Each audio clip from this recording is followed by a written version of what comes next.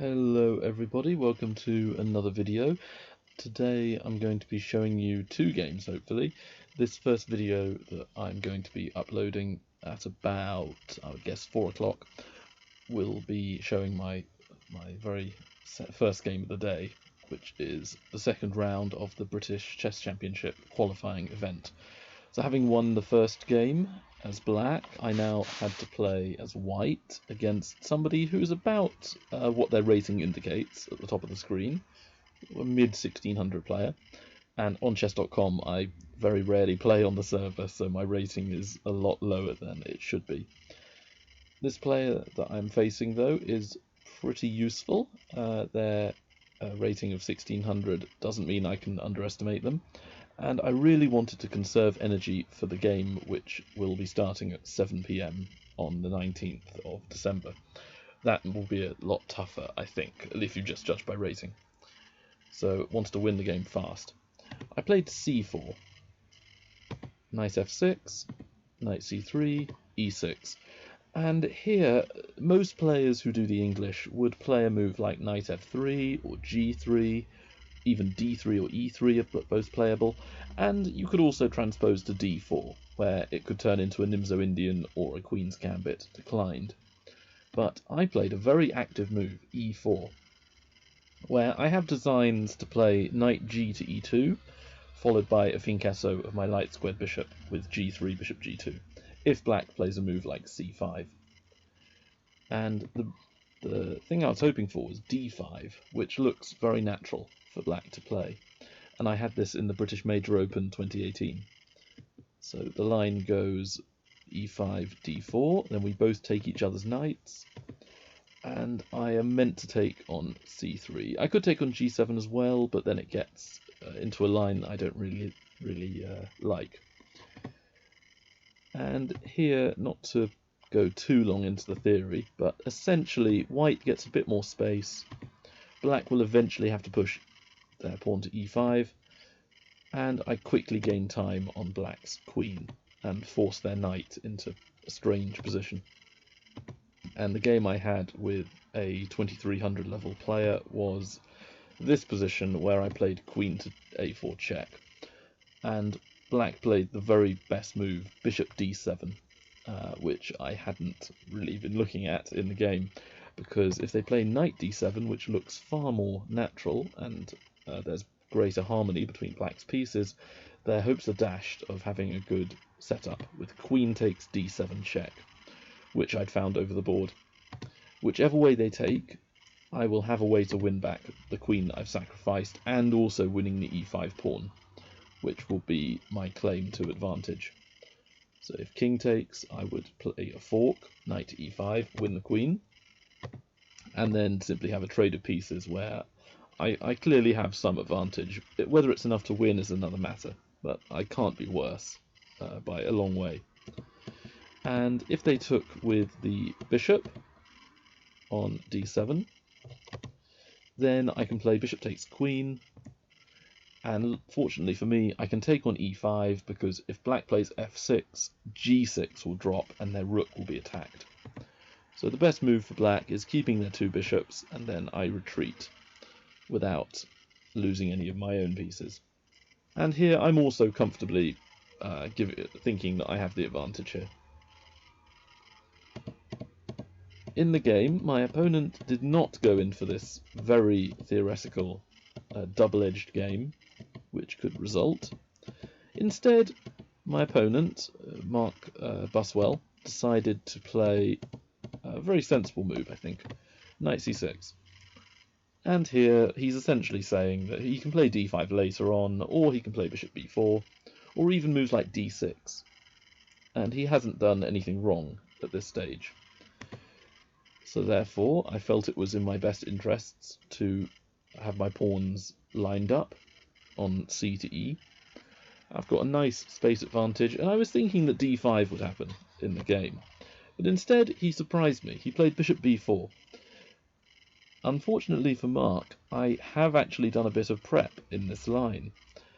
And part of the reason that the move I play here has not really been done before is white doesn't actually have any advantage if you were to turn on a computer, but in terms of human play, it's not that easy for black to thread the needle and find a way to get an equal middle game.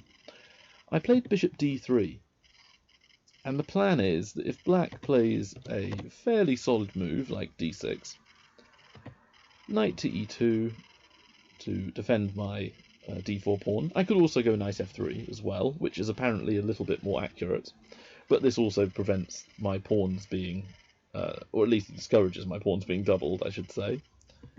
Castles, castles. And then e5 is a way for black to claim equality, more or less. With bishop takes, I don't really want to take with my pawn on c3, doubling myself up. So knight takes, and then their knight can jump into d4. And they can hold it with c5. And then white has the choice of whether to take en passant on c6 or to keep the pawn structure as it is. And yeah, it's basically equal. But I was fairly confident that even if my opponent had found all these moves, that I probably could outplay him from here, as supposedly I'm a stronger player, and in closed positions like this, usually I create better plans than my opponents, who are weaker than me. However, he did not know this theory, or this particular trap, because he grabbed the pawn with knight takes d4, leading to a horrible position for black.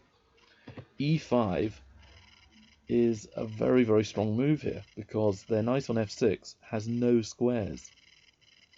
The only place it can go, which he played in the game, is back to where it was on g8, which the computer says is inaccurate, but to be honest, it's the most human move. You know, who would give up their knight for nothing?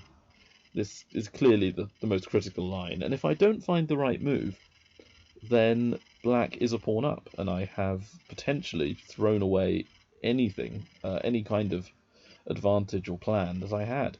So what is the only move for white to get a winning position?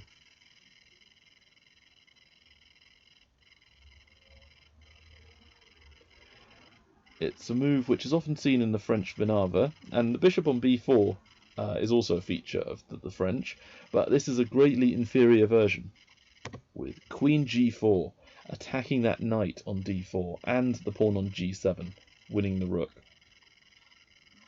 My opponent has to do something, and he chose knight to f5. The computer move is simply giving away the knight, but again, you're stuck between lots and lots of bad options here. I took, he recaptured, and then queen g7, so his rook is dropping. My e5 pawn is proving how strong it is, not only by making their knight move back, but they don't have the move queen f6, which normally is a saving grace in this position. Queen h4 was chosen, which I admit I'd missed. And the plan is not too bad here. If I play a move like knight f3 to gain time on the queen and make it look like I can castle and be fine, queen takes c4 gives me lots of problems here. I take the rook, and then bishop takes c3. Once the queen is taken, I can't block the check with my bishop, because he would take my rook with a check, and attacking my other rook. So I thought I may have to play king to e2 or knight d2. And even though computers give this as winning for white, it's still not really something I want to face. There's no reason for me to allow black all this counterplay. The thing I do in the game I think is a lot more sensible. I play queen takes rook. My opponent does bishop takes knight, which is reasonable, I think. Queen to e4 is the move I was thinking he would do, but then I would respond as I did in the game. Pawn takes bishop. King f8 is the move to protect his knight. And here, apparently my move is not the best, but it's the simplest move to play, and to me the most natural move. What did I play as white to decisively go for the king?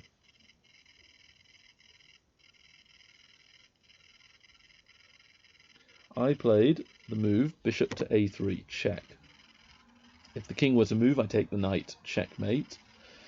And if black blocks with the queen, I take it, and they're not allowed to block with their knight because it's pinned by my queen. d6 is more or less forced. I capture. Now I've got lots of attack with pawn on d6 moving to do a discovered check, leading to a mate.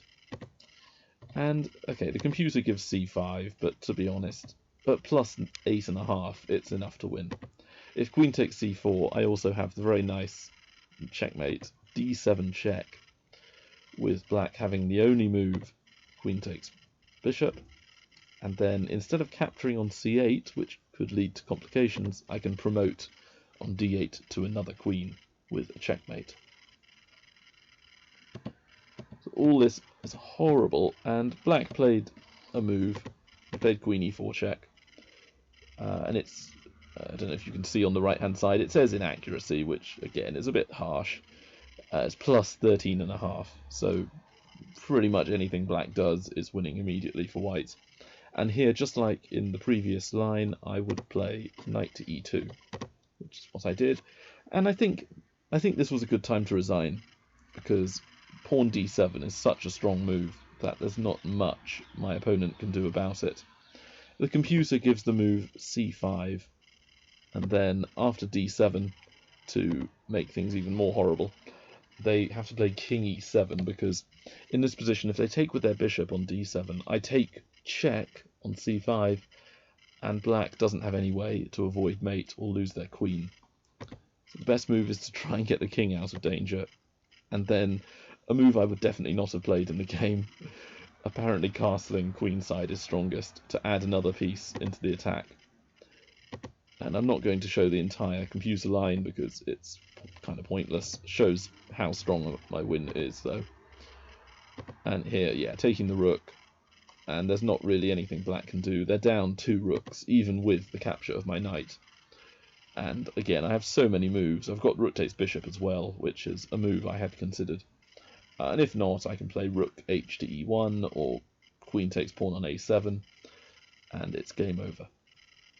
So hope you found the video entertaining with all these attacking lines for white. I'm going to be showing my game in round 3 as well. I'll be uploading that tonight. And same thing on Sunday. I'll be playing 2 games to complete all 5 matches, and hopefully I'm in the top 12 players to qualify for the main British Championships against all the Grandmasters. Alright, thanks for watching. See you next time. Bye.